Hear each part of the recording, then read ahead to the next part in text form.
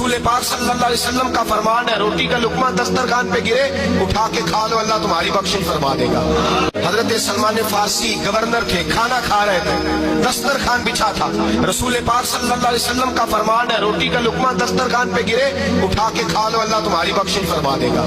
دسترخوان صاف ہوتا ہے، روٹی بڑے گورنر تھے آپ، بڑے بڑے سفیر بیٹھے تھے، وزیر بیٹھے تھے، روٹی کا لقمہ گر گیا۔ آج تو لوگ فیشن میں عزت ڈھونڈتے ہیں نا، وقار ڈھونڈتے ہیں کہ میں جدید دنیا کے ساتھ مل جاؤں۔ دیکھو عزت کس بات میں، حضرت سلمان فارسی روٹی کھا رہے تھے، سفیر وزیر نہ جانے بڑے بڑے لوگ بیٹھے تھے، کھانا کھاتے کھاتے لقمہ گرا دسترخوان پہ، حضرت سلمان فارسی نے سمیٹا، منہ میں رکھا، پھر انگلی مار کے دسترخوان صاف کیا۔ ایک صحابی کان میں کہنے لگے سلمان کیا کر رہے ہو، کیا کر، آپ گورنر ہے، سوچئے تو صحیح، یہ لوگ کیا کہیں گے دنیا دار کے مسلمانوں کو روٹی نہیں ملتی، اٹھا اٹھا کے کھا رہے، کان میں بات کی، کان میں۔